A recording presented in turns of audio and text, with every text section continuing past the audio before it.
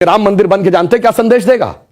दुनिया का इतिहास भरा पड़ा है कि भाई भाई की गर्दन काट के गद्दी पे बैठा, बेटा बाप को मार के गद्दी पे बैठा। यह दुनिया को एक संदेश देगा कि एक ऐसा भी महापुरुष है, एक ऐसे भी भगवान है, एक ऐसी महान संस्कृति है जहां पिता के एक वचन के लिए संपूर्ण राज्य छोड़कर बेटा जंगल में चला जाता है। जहां जिसको राज मिलने वाला होता है वो खड़ाऊ रख के शासन करने लगता है, दूसरा भाई जंगल में चला जाता है। यह संदेश देगा। और दूसरा संदेश जानते क्या देगा?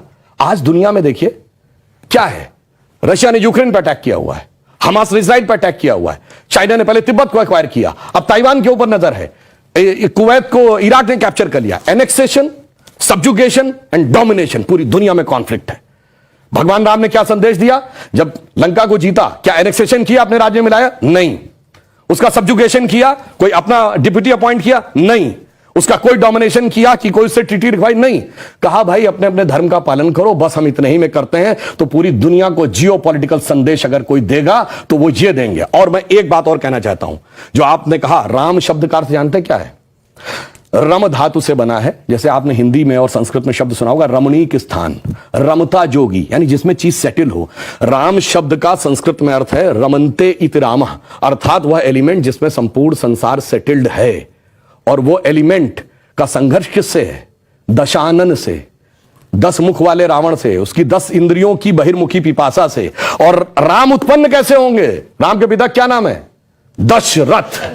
तो 10 इंद्रियों को रखेंगे तब भगवान, तब डिवाइन एलिमेंट आपके अंदर उत्पन्न होगा। Extrovert tendency of all the 10 senses को डिस्ट्रॉय करेगा और धर्म स्थापित होगा। जब ये कहने लगते हैं ये राम वो राम, तो मुझे जानते क्या नजर आता है? वही बच्चों को एलिमेंट्री पढ़ाया जाता है 1 2 3, फिर आगे जाके वो फ्यूचर में एमएससी मैथमेटिक्स भी करता है, बैलिस्टिक इक्वेशन भी बताता है। पर ये कहेंगे नहीं वो बैलिस्टिक इक्वेशन है, तो फिर तो 1 2 नहीं पढ़ाना चाहिए, क्योंकि वो तो अलग है। मैं पहले भी उदाहरण दे चुका हूं। 4 - 3 = 1 होता है। आप सब ने जब क्लास 2nd 3rd में एडिशन सब्सट्रैक्शन सीखा, अगर आप 3 - 4 करते हैं टीचर डांट देती थी, बेवकूफ ये नहीं पता 3 - 4 नहीं हो सकता, पर 3 - 4 होता है -1। ये बताएंगे -1 का स्क्वायर रूट होता आई, जो सारी बैलिस्टिक इक्वेशंस का मेन अंग।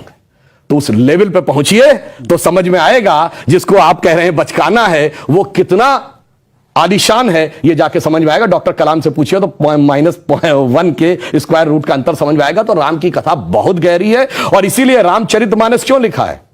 राम के चरित्र को मन में धारण करिए।